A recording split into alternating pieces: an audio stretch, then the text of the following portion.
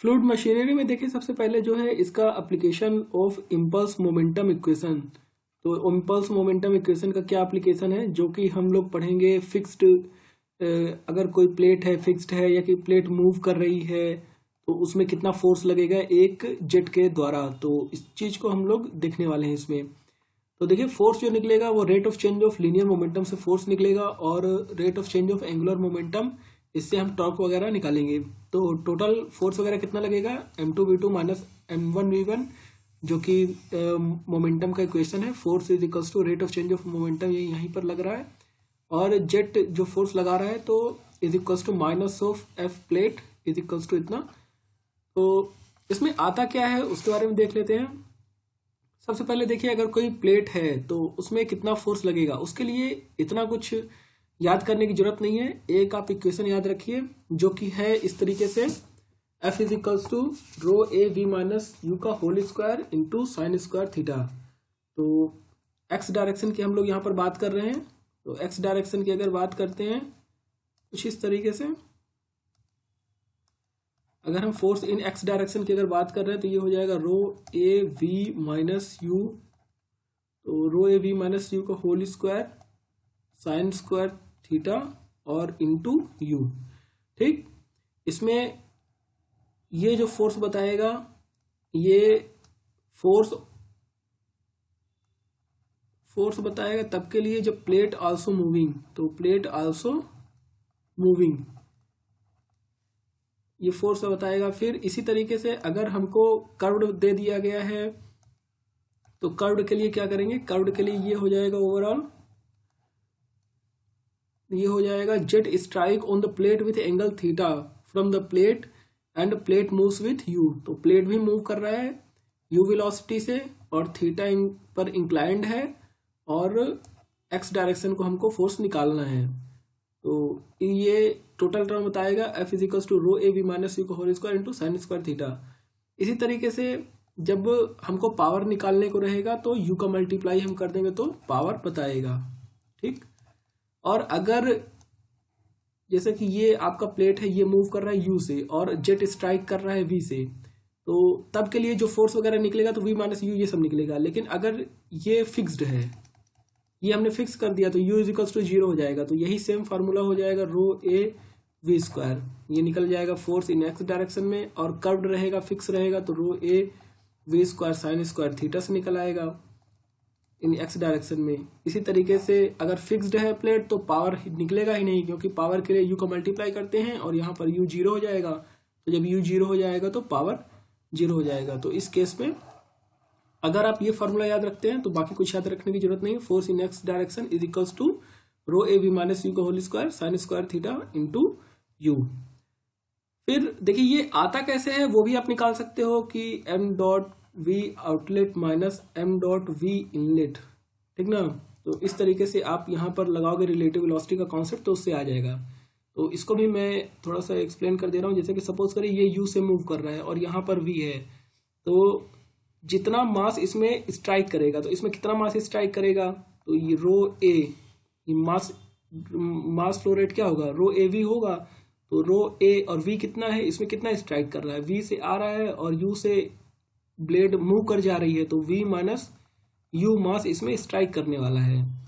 फिर we outlet, तो we outlet कितना है, जैसे कि यहाँ पर स्ट्राइक होगा तो वी माइनस यू वेलोसिटी इधर साइड में और इधर साइड में वेलोसिटी चली जाएगी। और एक्स डायरेक्शन में हम लोग बात कर रहे हैं तो एक्स डायरेक्शन में वी आउटलेट, एक्स डायरेक्शन में वी आउटलेट 0 है क्योंकि ये वाई डायरेक्शन में जा रहा है ना। तो ये वाई डायरेक्शन में जा रहा है आउटलेट और एक्स डायरेक्शन में आउटलेट नहीं है तो 0 माइनस फिर वी इनलेट, एम डॉट हमने कॉमन ले लिया है बाहर, और वी इनलेट कितना है वी माइनस यू, तो यहाँ पर हो जाएगा वी माइनस यू। तो ओवरऑल क्या बन गया, rho A V minus you का होल स्क्वायर। तो इस तरीके से यहाँ पर हम मोमेंटम को बैलेंस करते हैं और उससे सारे फोर्सेस हम फाइंड कर सकते हैं। फिर चलते हैं आगे। लेकिन अगर जेट इंक्लाइंड है तो इंक्लाइंड के लिए एक्स और वाई डायरेक्शन में देख लेते हैं। तो rho A V minus you का whole square sine square theta ये एक्स डायरेक्शन में रहेगा और इसी को वाई डायरेक्शन में निकालेंगे तो rho A V minus you का whole square sine theta cos theta. और टोटल जो वर्क डन निकलेगा तो एक्स डायरेक्शन में इंटू यू वेलोसिटी मल्टीप्लाई कर देंगे तो ये अपने को वर्क डन मिल जाएगा प्लेट में अगर इंक्लाइंड है। ध्यान रखिए कि फिर उसके बाद सिमेट्रिक ब्लेड रहेगा तो सिमेट्रिक ब्लेड के लिए हो जाएगा, अगर ब्लेड मूव कर रही यू वेलोसिटी से तो rho A V minus you का whole square 1 plus cos phi. ये कैसे आता है तो इसको भी एक बार देख लेते हैं। तो आपका जो प्लेट का जो केस आएगा पेल्टन टरबाइन का वो भी आपका क्लियर हो जाएगा इससे। देखिए यहाँ पर अगर मूव कर रही है कर्व्ड ब्लेड तो उसके लिए क्या करते हैं कि सपोज करिए यू वेलोसिटी से मूव कर रहा है और यहाँ पर हमने वी वेलोसिटी से जेट अपना आ रहा था, तो इसमें ये ध्यान रखना है कि आप इसको इस तरीके से कर सकते हो, यहाँ से कुछ इस तरीके से एंगल बना रहा है ना, इस तरीके से कुछ एंगल यहाँ पर साई बन रहा है और ये आउटलेट वेलोसिटी है। तो यहाँ से स्ट्राइक किया वी माइनस यू वेलोसिटी से स्ट्राइक करेगा और फिर उसके बाद कुछ वेलोसिटी से आउटलेट हो जाएगा, मतलब वी माइनस यू से आउटलेट कर जाएगा, है ना, और ये एंगल हो जाएगा साई। इसी तरीके से इसमें हो जाएगा तो v माइनस यू, हम रिलेटिव वेलोसिटी का कॉन्सेप्ट लेके चल रहे हैं। देखिए अगर 10 मीटर पर सेकंड से सपोज करिए कि जेट अपना आ रहा था और जो ब्लेड है वो 10 मीटर पर सेकंड से ब्लेड मूव कर जा रही है, तो जब मास स्ट्राइक ही नहीं होगा इस ब्लेड में तो इससे पावर कैसे जनरेट होगा। इसी वजह से जो v रहेगा वो हमेशा ज़्यादा रहना चाहिए u से, ताकि अगर ये 10 मीटर पर सेकंड है तो ये 2 या 3 या 4 रहे, ताकि रिलेटिव जो बने 8 या 10 का जो कि स्ट्राइक करेगा ब्लेड में उसी से हमको पावर मिलेगा। इस वजह से ध्यान रखना है कि v ज़्यादा रहेगा तो v माइनस यू जो ओवरऑल बनेगा रिलेटिव, तो उसको हम लेके चल रहे हैं। इसी तरीके से आप टेंजेंशियल का कॉन्सेप्ट लेके भी सॉल्व कर सकते हो, मैं यहाँ पर रिलेटिव का कॉन्सेप्ट लेके सॉल्व कर रहा हूँ। तो v माइनस यू स्ट्राइक कर रहा होगा इनलेट में, फिर v माइनस यू आउटलेट हो जाएगा आधा इधर और आधा इधर से, क्योंकि सिमेट्रिक है तो m/2 इधर से और m/2 इधर से आपको एग्जिट मिलेगा। और इनलेट कितना आ रहा था m मास फ्लो रेट।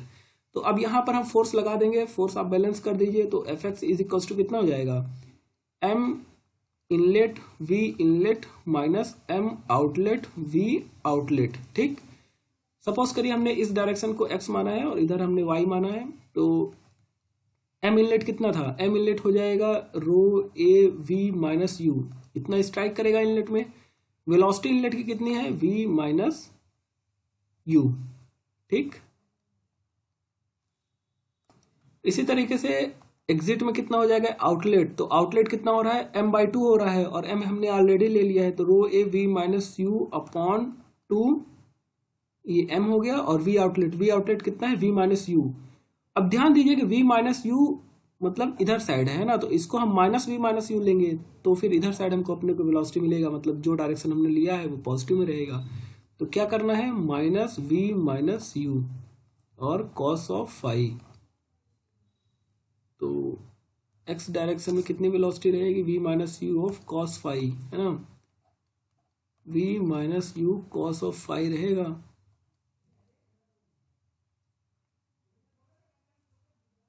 यहां पर क्या हो जाएगा फिर v minus U cos of phi और ये हो जाएगा 2 टाइम्स, क्योंकि m/2 इधर है और m/2 है, सेम है तो 2 का मल्टीप्लाई हो जाएगा। अब इसको हम सॉल्व कर लेंगे। देखिए थोड़ा सा सही से अगर इसको देखते हैं तो कुछ इस तरीके से है, m डॉट आ रहा था v वेलोसिटी से और v minus you relative velocity से स्ट्राइक करेगा इसमें और v minus you relative velocity exit होगा।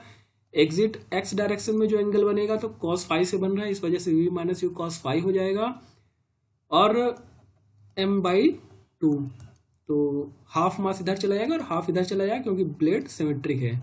तो इस तरीके से कुछ हमको देखने को मिलेगा। अब इसको हम सॉल्व करें अगर तो m डॉट v इनलेट में कितना है v माइनस यू है माइनस m/2, सपोज करिए हमने इधर साइड लिया है पहले इसको, तो m/2 हो जाएगा और v minus U of cos of phi, और ये वैल्यू इधर साइड है, तो इसको अगर हम इधर साइड ले जाएंगे तो माइनस लगेगा आगे, तो ये प्लस हो जाएगा। और सेम वैल्यू ये ऊपर का ले रहे हैं तो सेम सिमेट्रिक है, तो नीचे का भी ले लेंगे तो सेम हो जाएगा 2 का मल्टीप्लाई। इधर हम सॉल्व कर लेंगे तो उसको 2 कट जाएगा, m dot V minus U common ले लेंगे, तो यहाँ पर बचा 1 प्लस, और यहाँ पर क्या बचा कॉस ऑफ 5। तो अब m की वैल्यू हम रख देंगे, क्या था m की value, rho A V minus you और into v minus u into 1 plus cos of 5। तो ओवरऑल क्या बन गया, rho A V minus you का whole square into 1 plus cos of 5। तो इस तरीके से आएगा जब कर्व्ड ब्लेड रहेगा। अगर यही चीज हम रोटर में माउंट कर देंगे तो फिर v माइनस यू नहीं होगा, वहां पर v ही रहेगा, m dot rho A V minus U, जैसे हमने अभी लिख दिया है, क्योंकि हम सिंगल ब्लेड की बात कर रहे हैं। इसी तरीके से अगर सीरीज ऑफ ब्लेड रहेंगे और रोटर में माउंट रहेगा तो m डॉट हो जाएगा रो ए वी बस। क्यों, क्योंकि देखिए अगर आपने यहाँ पर रोटर में माउंट कर रखा है तो सीरीज ऑफ ब्लेड है, मतलब जितना मास बच जाएगा वो दूसरे में जाकर के स्ट्राइक करेगा। सपोज करिए कि यहाँ पर 10 kg पर सेकेंड आ रहा था और स्ट्राइक करते करते ब्लेड आगे मूव कर गई, तो जो दूसरी ब्लेड आएगी तो बाकी बचा हुआ फ्लूइड उसमें स्ट्राइक करेगा, तो हमको पावर मिलेगा ओवरऑल। इस वजह से हम यहाँ रिलेटिव नहीं लगाएंगे मास फ्लो में। लेकिन ये सिंगल ब्लेड की मैं बात कर रहा हूँ, तो इस वजह से v माइनस यू है। अगर सीरीज ऑफ ब्लेड रहेंगे, रोटर में माउंट रहेगा, तो फिर इसमें क्या फार्मूला बनेगा fx का, fx का फार्मूला बनेगा फिर रो ए वी, और बाकी सब उसी तरीके से रहेगा v minus u into 1 plus cos of 5। तो ये चीज ध्यान में रखना है। ये हो जाएगा अपना पेल्टन के केस में, और ये नॉर्मल अगर ब्लेड में कर्व ब्लेड में इंक्लाइन कर स्ट्राइक कर रहा है उसके लिए है। फिर देखते हैं आगे। तो इस तरीके से अगर आपकी सिंगल कर्व ब्लेड में जेट स्ट्राइक कर रहा है सेंटर में, तो ये आपको फोर्स लगेगा। उसी तरीके से जेट एंटरिंग टेंजेंशियली अगर कर्व प्लेट में लग रहा है तो फिर fx इतना हो जाएगा और fy इतना हो जाएगा। ये ज़्यादा इंपॉर्टेंट नहीं है, मेन आप इसको ध्यान रखिए। उसके बाद flat plate mounted on wheel, तो अगर flat plate mounted on wheel है तो जो मैं भी बात कर रहा था कि m डॉट की value rho A V minus U नहीं रखनी है, रो ए v1 बस होगा उसमें, और v1 माइनस यू, तो ये अपने को फोर्स मिल जाएगा। ये वर्क डन हो जाएगा जब यू को मल्टीप्लाई कर देंगे। इसी तरीके से curved plate mounted on wheel jet at centre, तो रो ए v v minus u 1 plus k cos 5। तो fx की वैल्यू ये ध्यान रखिए अगर माउंट कर रहा है रोटर में, तो इस तरीके से फोर्स निकलेगा। इसमें मैक्सिमम कितना रहेगा, तो देखिए मैक्सिमम के लिए v is equals to 2u रख देंगे इस फॉर्मूले में, तो fx निकल आएगा। और इफिशियंसी निकालनी है, तो इफिशियंसी कैसे निकलेगा, देखिए fx जो इसकी वैल्यू है वो आप यहाँ रख दीजिए, बाकी हाफ m v स्क्वायर, इसको रेशियो में करके सॉल्व कर लेंगे तो यही वैल्यू आएगी। फिर उसके बाद चलते हैं curved plate mounted on wheel jet entering tangentially, तो अभी जेट इंटर कर रहा था सेंटर में, अब जेट इंटर करेगा अगर टेंजेंशियली, तो ध्यान रखना है कि पावर कैसे निकलेगा, m dot V W one U one plus minus V W two U two, इस तरीके से हमको पावर निकलेगा। तो ये चीज इतना ध्यान रखना है। बाकी देखिए यहाँ पर कर्व्ड और रिलेटिव का एक कॉन्सेप्ट होता है, उसको मैं एक्सप्लेन कर दे रहा हूँ ताकि आपको ये डायरेक्शन समझ में आए कि v2 इधर vw2 इधर ही क्यों होगा या कि क्या कैसे होगा। देखिए उसके लिए सीधा सा फंडा है कि अगर आपके ब्लेड में टेंजेंशियली जेट इंटर कर रहा है, तो सपोज करिए कुछ इस तरीके से था, यहाँ पर टेंजेंशियली इंटर किया, तो ध्यान रखना है कि हमेशा जो एब्सोल्यूट वेलोसिटी रहेगी v absolute is equals to क्या हो जाएगा, v रिलेटिव प्लस u। इस तरीके से इतना ध्यान रखना है।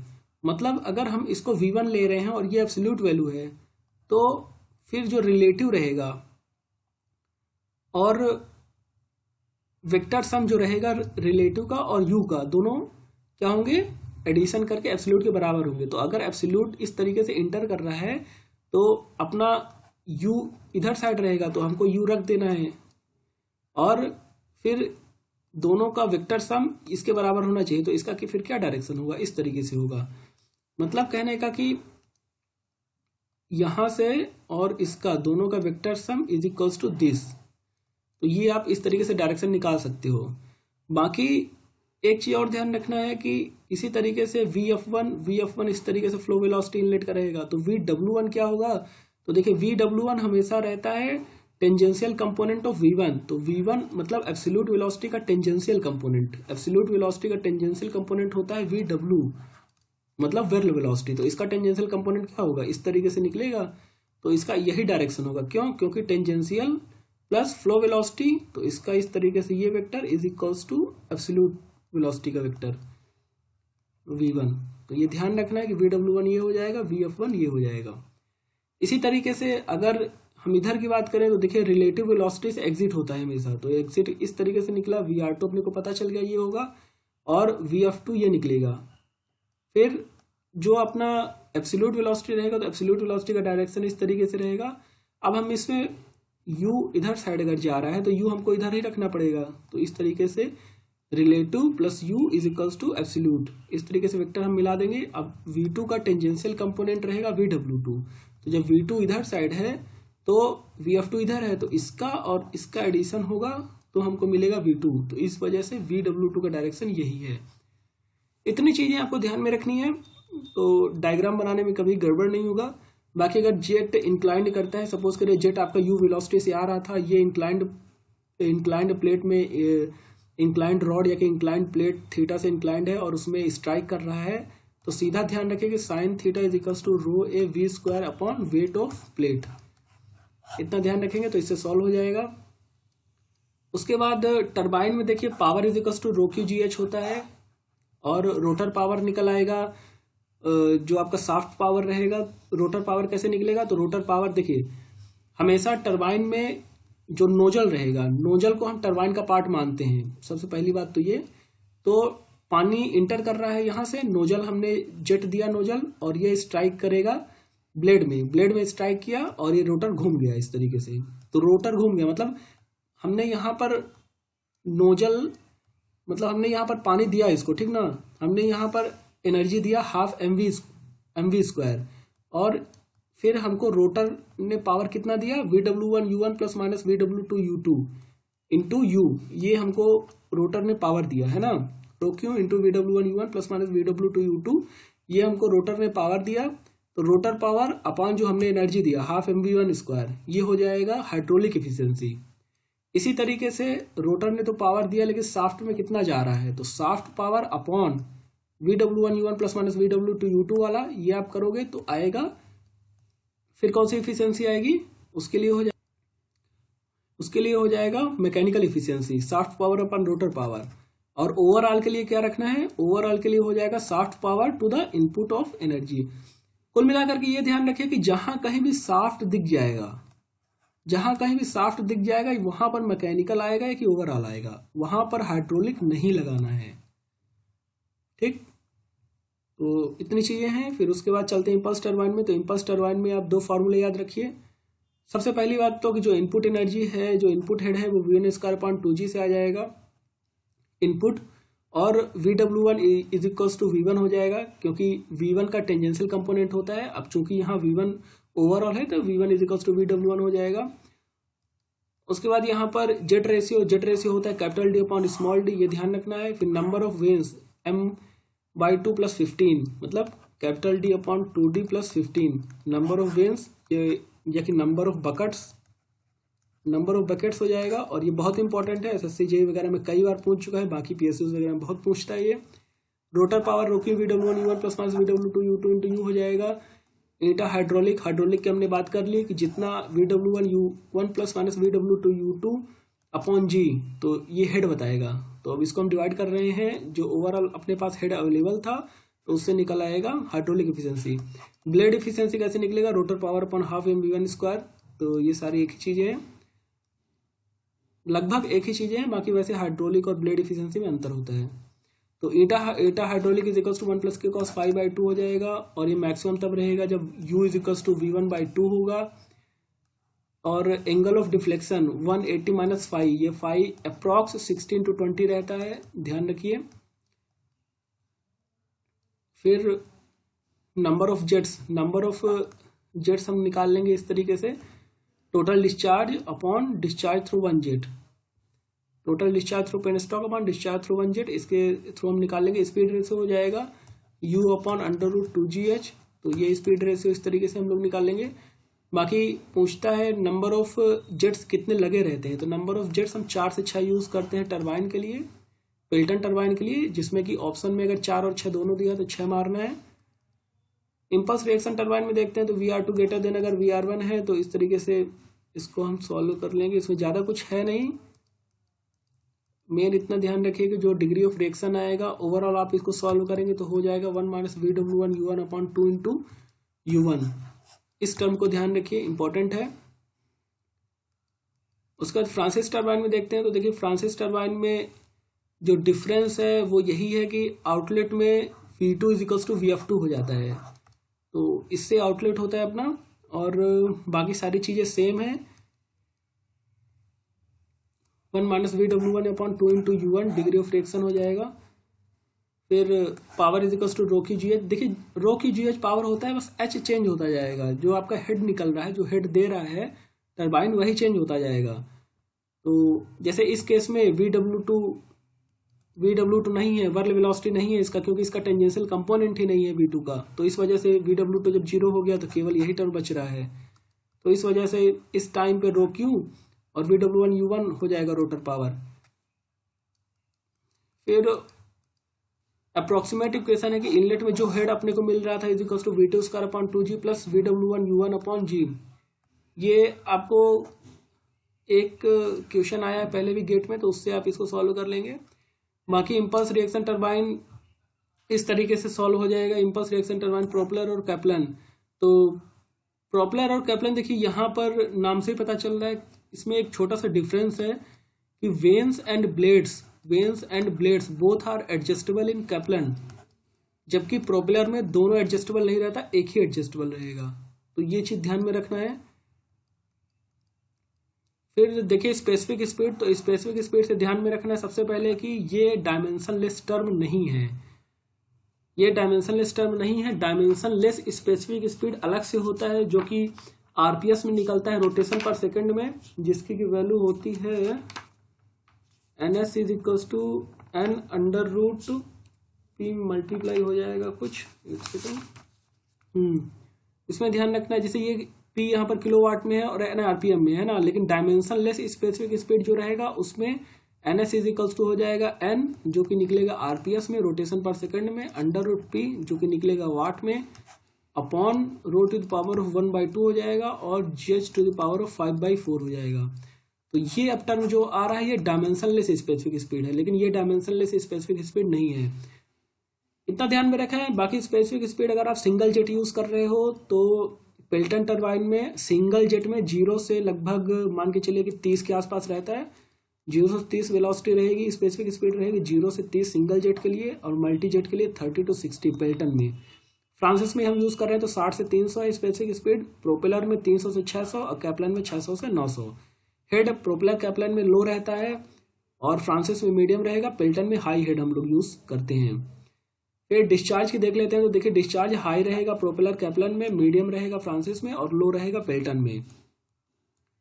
फिर आपका डायमेंशनलेस टर्म है, जैसे H/ND का होल स्क्वायर हो जाएगा Q/ND³ और P/D⁵ ऑफ N³। एक यूनिट स्पीड भी ध्यान रखना है, तो पावर ऑफ यूनिट = यहाँ पर नीचे लिखा भी हुआ है, power unit power = P/H⁵ unit speed = N/√H, और यूनिट डिस्चार्ज Q/√H। तो इस हिसाब से चीजों को ध्यान रखना है यहाँ पर। फिर परफॉर्मेंस कर्व ध्यान रखिए, जैसे मेन कैरेक्टरिस्टिक कर्व, तो main characteristic curve constant head curve को मेन कैरेक्टरिस्टिक कर्व बोलते हैं। इसी तरीके से ऑपरेटिंग कैरेक्टरिस्टिक कर्व अगर बोलता है तो ऑपरेटिंग कैरेक्टरिस्टिक कर्व हो जाएगा कांस्टेंट स्पीड, और एक होता है मूलिश कर्व, वो कांस्टेंट इफिशिएंसी होता है। तो इस तरीके से ये 3 कर्व नाम ही मेन पूछता है, जो कि आप ध्यान रखिए उतने काम हो जाएगा। पंप में देखते हैं तो पंप जस्ट अपोजिट टू है फ्रांसिस का। इसमें मेन जो चीज़ें पूछी जाती हैं वो आपको इफिशिएंसी वगैरह निकालने के लिए पूछता है। तो देखिए पंप में इफिशिएंसी कैसे निकलता है, तो पंप का इफिशिएंसी हो जाएगा जितना हमने हेड डेवलप किया अपॉन जितना रोटर ने हेड दिया। रोटर हेड कैसे देगा, VW/U2 अपॉन G। तो ओवरऑल मैनोमेट्रिक इफिशिएंसी कैसे निकल जाएगी, GH अपॉन VW/U2। तो इतना ध्यान रखना है, ईटा मैनोमेट्रिक इफिशिएंसी, सॉरी। बाकी पंप में और भी कुछ चीजें हैं जो कि आपको ध्यान में रखना है। स्पेसिफिक स्पीड पंप का निकल आएगा तो N100Q/H⁴ हो जाएगा। और अगर हमको ज़्यादा हेड तक पहुंचाना है, तो ज़्यादा हेड तक अगर पहुंचाना है तो हम लोग सीरीज में यूज़ करेंगे। और देखिए इस तरीके से कुछ चीज़ों को ध्यान में रखिए। अगर हमको हाई हेड चाहिए और लो डिस्चार्ज चाहिए, हाई हेड और लो डिस्चार्ज के लिए हम लोग यूज़ करेंगे रेसिप्रोकेटिंग पंप। और हाई अगर डिस्चार्ज चाहिए, लो हेड चाहिए, तो हम लोग यूज़ करेंगे सेंट्रीफ्यूगल पंप। लेकिन अगर दोनों हाई चाहिए, हाई डिस्चार्ज भी चाहिए और हाई हेड भी चाहिए, हाई हेड अगर हाई डिस्चार्ज दोनों चाहिए, तो हम लोग यूज़ करेंगे multi stage centrifugal pump, multi stage और सेंट्रीफ्यूगल पंप। तो इसमें मल्टी स्टेज सेंट्रीफ्यूगल पंप का यूज़ करने वाले हैं। बाकी फिर इम्पल्स टरबाइन में, तो देखिए इम्पल्स टरबाइन हमेशा एटमॉस्फेरिक प्रेशर में वर्क करता है।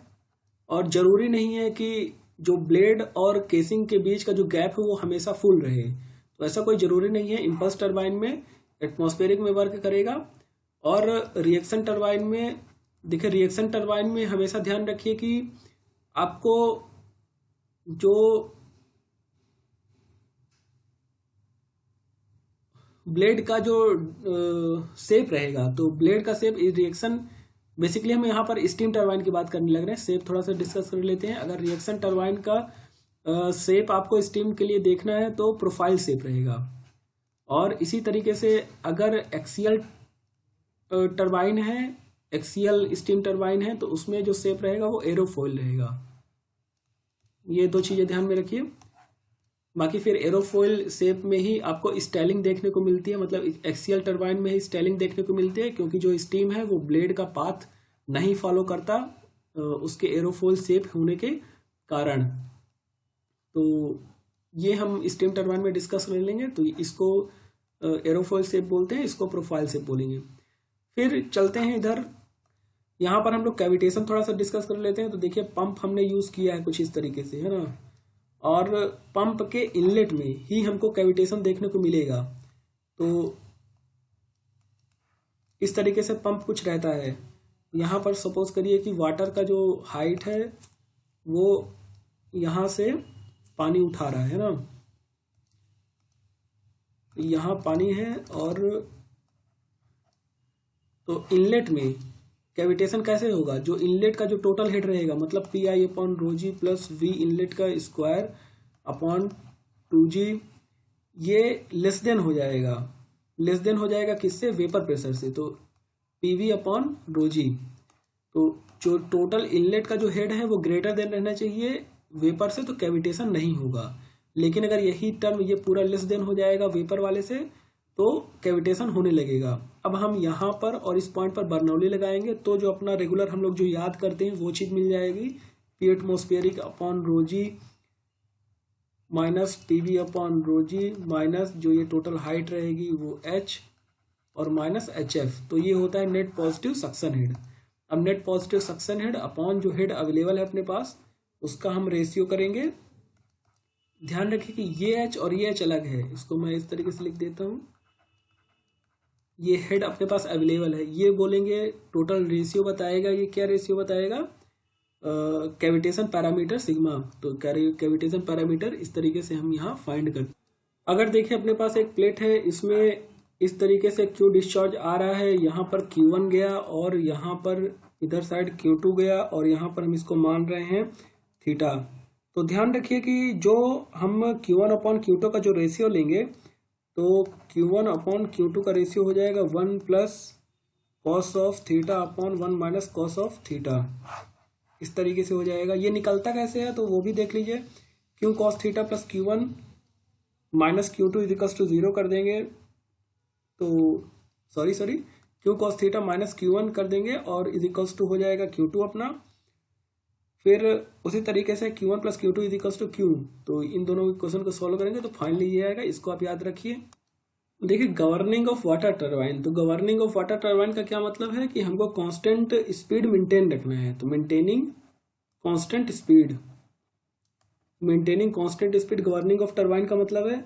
बाकी H और Q का जो वेरिएशन है, तो H और Q का वेरिएशन कैसा है, ये पैराबोलिकली वेरी करते हैं, तो पैराबोलिकली वेरी करेगा। जैसे कि हमने बताया ना Q unit is equals to Q upon under root H, तो उसी तरीके से Q proportional to under root H हो जाएगा, वेरीज पैराबोलिकली। इतना ध्यान में रखिए। बाकी एक निगेटिव स्लिप का कॉन्सेप्ट है, तो निगेटिव स्लिप का कॉन्सेप्ट भी ध्यान रखिए कि निगेटिव स्लिप क्या होता है, Q actual minus Q theoretical minus Q actual upon Q theoretical. और ये वैल्यू लेस देन 1 कब होगी, तो लेस देन 1 मतलब निगेटिव कब होगी, जब डिलीवरी पाइप डाया स्मॉल रहेगा, या कि लेंथ ऑफ सक्शन पाइप, तो length of suction pipe higher रहेगा और हाई स्पीड है पंप का, मतलब हाई स्पीड है पंप का। तो इतनी चीजें अगर हैं तो फिर अपने को स्लिप निगेटिव मिलेगा। So thank you so much.